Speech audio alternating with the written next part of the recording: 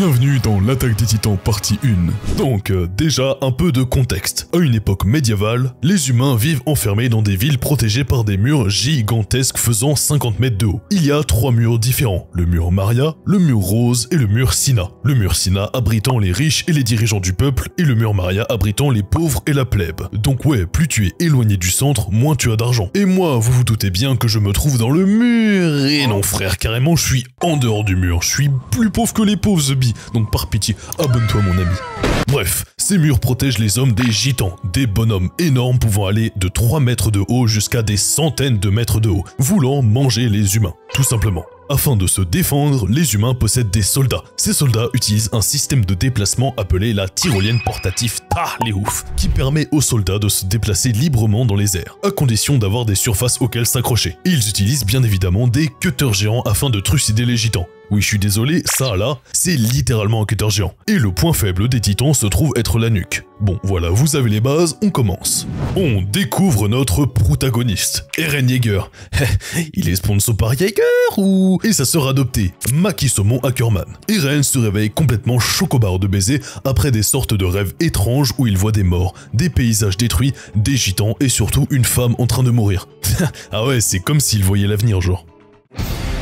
Bref, on apprend que Eren veut plus tard rejoindre le bataillon d'exploration, une partie de l'armée dédiée aux expéditions en dehors des murs. C'est la partie de l'armée considérée comme la plus dangereuse. Mais il y en a deux autres, le corps de garnison, s'occupant de la défense des murs et des villes dans l'enceinte des murs, et la brigade spéciale, s'occupant de protéger les riches et de diriger les autres sections de l'armée. Bref, il va ensuite retourner avec sa sœur chez lui, où l'on rencontre sa mère et son père. J'ai pas leur nom car j'ai oublié, donc on va les appeler Papa Yeager et Maman Yeager. La mère d'Eren est contre le fait qu'il rejoigne le bataillon d'exploration. Mais son père, le docteur Yeager, quant à lui, entend que son fils ne pourra pas détourner son esprit de son but, et il lui propose de lui montrer le contenu de la cave de la maison au retour de son travail. Retenez bien ça car ça va être important dans l'histoire. Avance rapide, Maki Saumon et Eren retrouvent leur ami Amine, qui est traité d'hérétique car il pense que les humains devront un jour s'aventurer en dehors des murs. Et ben je vais vous dire, au final il avait pas tort, mais bon, je vais pas spoil. Bref, tout roule comme des roulettes jusqu'à ce que, sorti de nulle part, un gigantesque gitan, le gitan colossal, arrive et crée une brèche dans le mur protégeant la ville. C'est la panique, tout le monde cherche à fuir, mais Eren et sa sœur vont essayer de sauver leur mère qui est coincée sous les décombres de leur maison. Sans possibilité de la délivrer, Hannes, un soldat de la garnison, va récupérer les deux enfants et fuir, laissant donc pour mort la mère d'Eren. Ah ouais, franchement, lourd l'ambiance du premier épisode. Bref, on avance. Les gitans maintenant entrés dans le district de Shiganshina, les habitants encore vivants n'ont qu'une seule et unique option, la fuite tactique. Mais alors que les soldats tentent d'arrêter les gitans, avec bien évidemment une visée au canon digne des meilleurs Stormtroopers de la galaxie, un gitan imposant spawn de nulle part. Le gitan cuirassé, et fonce tout droit vers le mur Maria. Il fonce tellement qu'il réussit à créer une brèche dans le mur. Et donc, les gitans peuvent maintenant pénétrer à l'intérieur des terres du mur Maria. Du côté d'Eren, il va nous faire le fameux main caractère et va décider d'exterminer l'intégralité des gitans. Rien que ça.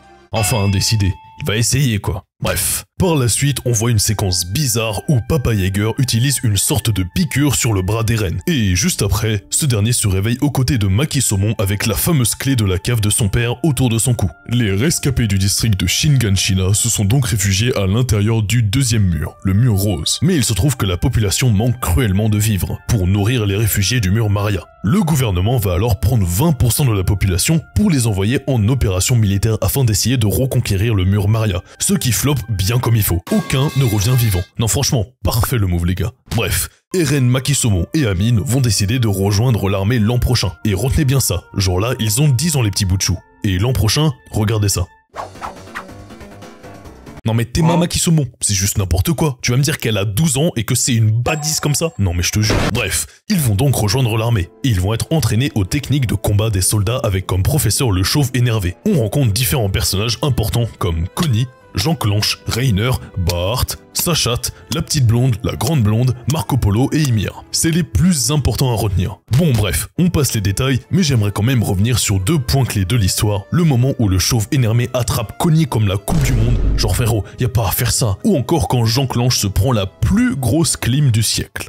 On n'est pas habitué à voir un visage aussi typé que le tien par ici. Ça change. Je te remercie. Ah ouais, non là je m'incline, c'est le roi du flop. Bref, les recrues vont après ça s'entraîner à la tyrolienne portative Tarléouf, enfin du moins essayer de tenir en équilibre. Tout le monde y arrive sauf Eren, ce golemon là. Il va donc essayer de s'entraîner le soir et là... Cette fois, je sens que ça va être la bonne. Allons-y, Hermine, soulève-moi. Wesh. Bref, il va passer la nuit à demander conseil aux autres membres du groupe, mais ils vont simplement se foutre de sa gueule. Sauf Reiner et Bart qui leur racontent qu'ils ont vu les atrocités des titans dans leur petit village dans les montagnes. Bref, le lendemain, le jour du test final, Eren réussit à tenir en équilibre avec le système de tyrolienne portatif Tarléouf. Victoire, ils réussissent donc à rejoindre l'armée, mais ils doivent encore se départager afin de savoir quelle brigade ils vont rejoindre. Le bataillon d'exploration, la garnison ou la brigade d'élite. Donc patati patata, ils continuent leur formation pendant 3 ans et c'est donc 218 élèves qui arrivent au bout de cette dernière, avec bien évidemment nos 10 héros arrivés premiers de l'académie. Bah voyons, je m'y attendais pas à ça. Beaucoup d'entre eux veulent rejoindre la brigade d'élite, surtout en partie afin de se la couler douce derrière les murs. Mais ce n'est pas le cas d'Eren, qui lui veut absolument détruire les gitans. Il veut donc rejoindre le bataillon d'exploration, et la plupart de ses compagnons veulent également le suivre. Bref, pendant une belle journée ensoleillée où tout est absolument calme, c'est le grand retour du gitan colossal. Ce dernier fait un gigantesque trou dans l'enceinte du district de Trost, et c'est donc le même scénario qu'il y a 5 ans. Les gitans rentrent et c'est la panique générale. Les différentes équipes des militaires sont organisées en défense du district. Amine et Eren doivent aller en première ligne pendant que Makisomo va s'occuper de défendre la fuite des habitants. Et là... Je t'en supplie, ne te fais pas tuer, Eren. Évidemment que je ne vais pas me faire tuer. 5 minutes later. Que tu me l'as montré, monde.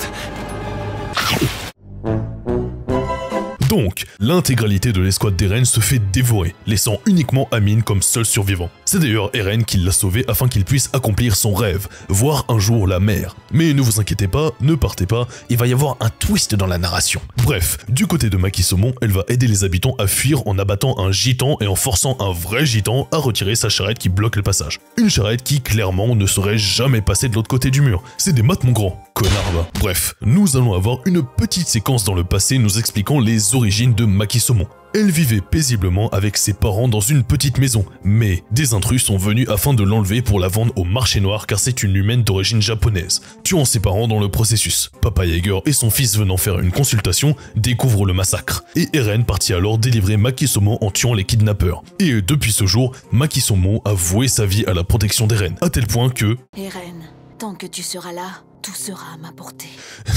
Quelqu'un lui dit ou... Bref, on avance. Les soldats ont besoin de gaz afin de faire fonctionner leur tyrolienne portative Tarléouf. Et problème, ils sont tous en manque de gaz. Problème numéro 2, le gaz se trouve dans le QG du district de Trost. Et problème numéro 3, le QG est submergé par les gitans. Et tous les soldats compétents sont morts. C'est donc au tour des recrues, dirigés par Makisomo, d'aller au combat. Mais cette dernière tombe à court de gaz et tombe à terre. Non, elle va mourir de la main d'un gitan. Non! Mais là, sorti de nulle part, un gitan trop badass arrive et éclate sa mère à l'autre gitan. Et d'autres gitans encore. Mais c'est quoi cette merde? Donc bien évidemment, ils sont tous chocobards de baiser. Mais ils ne vont pas se reposer et observer ce gitan massacrer les autres gitans. Makisomo, Amine et Connie conduisent donc le gitan énervé jusqu'au QG afin qu'il tabasse les autres gitans. Et après de longs combats aussi bien dehors que dedans le QG, c'est une victoire pour l'armée. Hourra! Mais malheureusement, le gitan énervé meurt. Adieu, titan énervé. Mais attendez, que se passe-t-il? Qu'est-ce que c'est que ça? Mais non! C'était Eren. Oh my god, je m'y attendais tellement pas. Comment je suis chocobar de baiser. Oh my god, les gars, c'est vraiment une dingue. Après ça, des soldats de la garnison qui arrivent comme des fleurs après la bataille menacent de tuer Eren car ils ont vu ce dernier sortir du corps d'un titan. Mais le pauvre Eren est complètement acoustique. Le frérot a oublié l'intégralité de ce qui s'est passé. Et donc, le capitaine de la garnison ordonne au canon de faire feu sur Eren. Mais là, sorti de nulle part, il se mord le pouce. Il se transforme en gitan. Non les gars, je pense que je prends trop à cœur les transformations. Bref, Eren a protégé Makisomo et Amine du boulet de canon. Mais le souci, c'est que maintenant les soldats vont vouloir à tout prix éliminer nos 3 héros. Mais le goth Amine va expliquer aux soldats qu'il serait possible d'utiliser la force du gitan d'Eren afin d'aider l'armée à reconquérir le district de Trost. Et cela marche, surtout lorsque le commandant Pixel Perfect, le plus haut gradé de la région du sud de la garnison, arrive depuis les terres intérieures et admire les propos proposition du jeune soldat Amine. Bref, après ça, le commandant Pixel Perfect va dédouaner nos 3 héros de toute soi-disant traîtrise et va, avec la suggestion d'Amine, confier une mission à Eren de la plus haute importance. Porter un putain de rocher de 10 mètres de diamètre dans sa forme de gitan pour bloquer la brèche dans le mur du district. Et au fond, son plan a l'air quand même carré. Pas vrai, ça va être simple, hein. Bon. Le plan est simple, les soldats doivent attirer les gitans dans un coin du district, et Eren doit ensuite se transformer en gitan et porter le rocher géant jusqu'au mur. Mais problème, lorsque Eren se transforme, au lieu de s'attaquer au rocher, il s'attaque à Maki Saumon. Mais quel fils de...